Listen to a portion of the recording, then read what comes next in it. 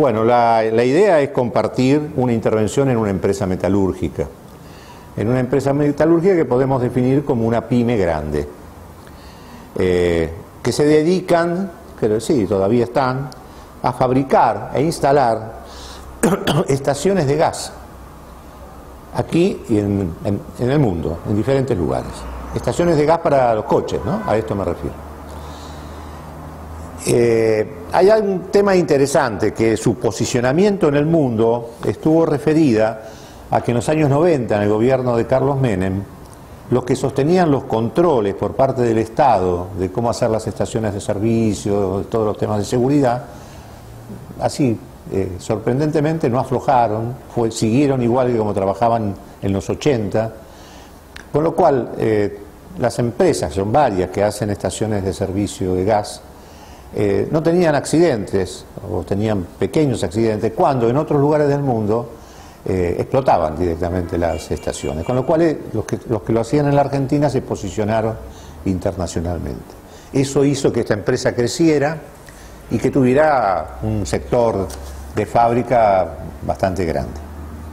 Llego ahí a partir de la recomendación de la mujer de un gerente de una empresa siderúrgica donde yo estaba trabajando en Villa Constitución, que le comente a la dueña de esta empresa sobre lo que estaba haciendo, y esta persona me llama,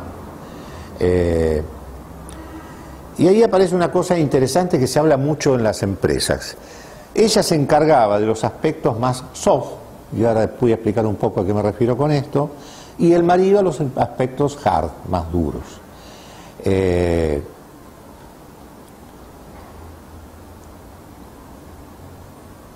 ¿Con quiénes trabajé?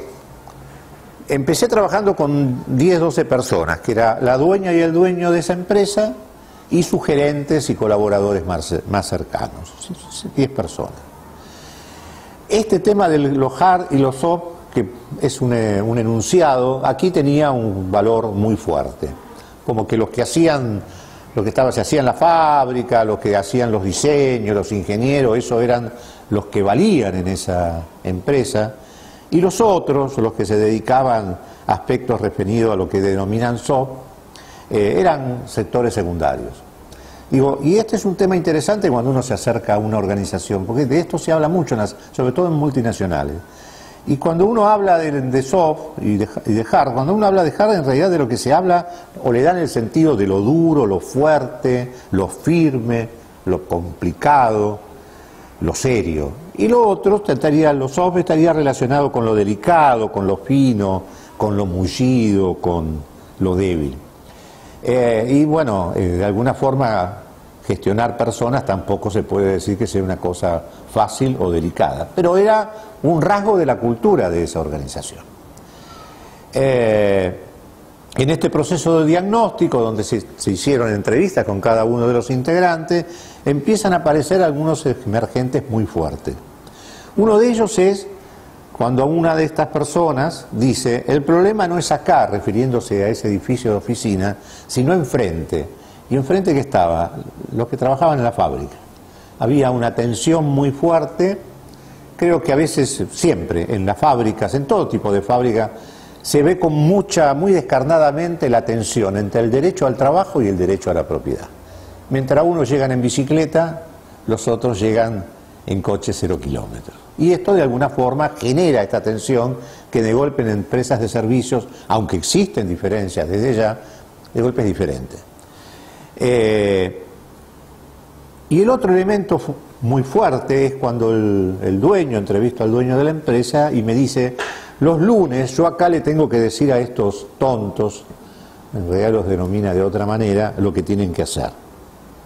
Como que en realidad todos sus gerentes hacían lo que él les decía, si no, no servía desde la perspectiva de él. Cuando empezamos este diagnóstico circulan muchas historias de maltrato, y aparece una cosa interesante que es cuando tengo que entrevistar a dos, después en una segunda etapa ya trabajo con más personas, y entre ellos con los supervisores de la fábrica. Resulta que los supervisores de la fábrica aparece situación interesante, que esto sucede, se hace más o menos fines del año 2006. Y una de las cosas que aparece es que uno de estos supervisores me cuenta que él había estado el día anterior en el traslado de los restos de Perón, que había llegado una quinta, que se agarraron a tiros en ese... Entonces, después de las otras entrevistas que yo hacía con los gerentes, el gerente financiero, el gerente de todos los que tenían que ver, llamémosle, con la parte más más blanda, no blanda de este tema de soft, aparece esto que de alguna forma uno de esos gerentes dijo, y sí, de alguna forma del otro lado están los duros, con ellos nosotros no tenemos buena relación porque tienen objetivos diferentes. Y los objetivos diferentes tenían que ver con que no es lo mismo trabajar con un banco, trabajar con un diseño, trabajar con un plano, que trabajar con las manos. Había dos formas de simbolización muy marcadas y diferentes. ¿Qué definí después del diagnóstico? ¿Cuáles eran mis objetivos? Primero, construir un marco referencial compartidos entre ellos. A partir de su experiencia laboral, la cultura existente en esa organización y la historia de esa organización. Y la propia concepción de mundo que cada uno de ellos tenían. Porque mientras que 3 o 4 de esos gerentes vivían en country, los mandos medios que trabajaban en la fábrica no vivían en country, tenían otra relación. Entonces, de alguna forma, había códigos diferentes que se veían en la práctica. Por otro lado, otro de los objetivos era que cada gerente o mando medio se apropie de su función y puedan imaginar formas de abordaje referido a su responsabilidad más allá del dueño de la empresa. Porque en realidad estaban como paralizados, no aparecían muchas situaciones creativas o que ellos mismos tomaran. La estrategia de intervención, la primera estrategia fue trabajar con un programa que se denomina entrenamiento psicoorganizacional, que es el registro y construcción de habilidades, actitudes y aptitudes para el desarrollo y sostenimiento del rol y la función. Con eso fuimos trabajando. Y el objetivo de ese programa es que los participantes accedan y construyan sus propias habilidades y aptitudes para sostener ese rol. Trabajábamos con algunos encuentros grupales, con todos, y después mucho trabajo individual, entrevistas individuales, entrevistas diagnósticas y después entrevistas para que cada uno pudiera formar su propio rol, trabajando con mucho énfasis el grupo, pero el grupo que cada uno de ellos tenía en su cabeza, el grupo relacionado con esa empresa. Para poder, por un lado, destruir algunos mitos o prejuicios y para poder empezar a generar de alguna forma lo que yo denomino vínculos de la producción. Generalmente en esta empresa yo veía así de libro, como lo tengo escrito en un libro, que lo que había era esto que denomino el vínculo de la expoliación, cómo hacía cada uno para apropiarse o quedarse con el resultado del esfuerzo del otro. Con lo cual había mucha competencia, porque la imagen es como la de un montón de hermanos frente a un padre que era el dueño y que todos querían tributar que cada uno había hecho algo mejor que el otro. De esa forma era muy difícil que entre ellos pudieran empezar estrategias juntos. Bueno, el resultado de esta intervención fue, de alguna forma podríamos decir, contradictorio, porque yo siempre cuando cuento esta experiencia digo, me echaron flea. En algún momento el dueño de la empresa no toleró algunas cosas. ¿Qué fue lo que pasó? Yo le tomé la palabra a este señor que decía que los lunes él tenía que decirle a todos lo que tenían que hacer. Y fui trabajando con este colectivo para que cada uno se empezara a apropiar de su rol y de su función. Y lo que empezó a pasar en esas reuniones de los lunes es que los gerentes de a poco empezaban a decir, bueno, pasó tal cosa, estuve viendo esto, pedí un nuevo presupuesto, habría que hacer esto.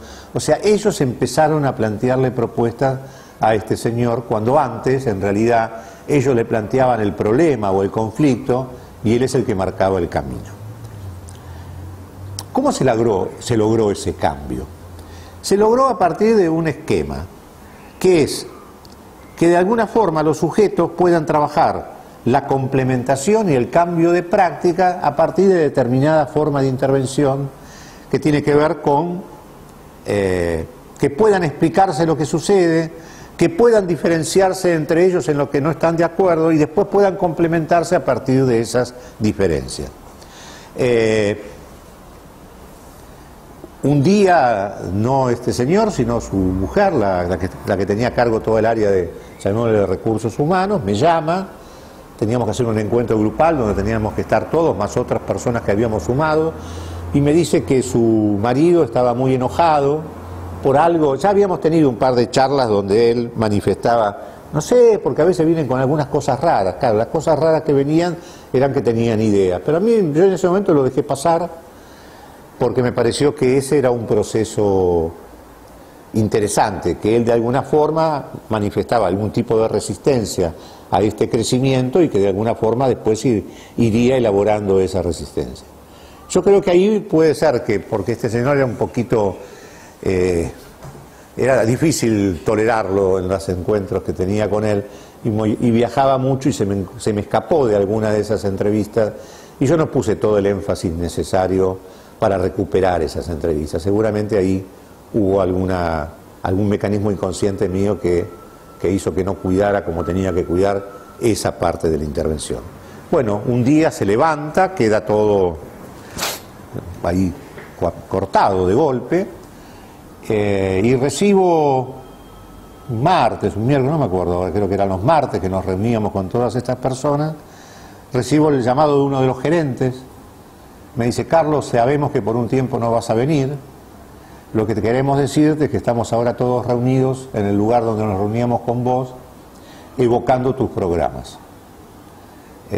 Lo cual fue un reconocimiento no de la organización o no del dueño de la organización, pero fue lo que generalmente nosotros buscamos desde este oficio, es que las personas recuperen su autonomía, bajen sus niveles de sufrimiento y encuentren un nuevo destino dentro de la organización a la que pertenecen. Bueno, eso sería todo.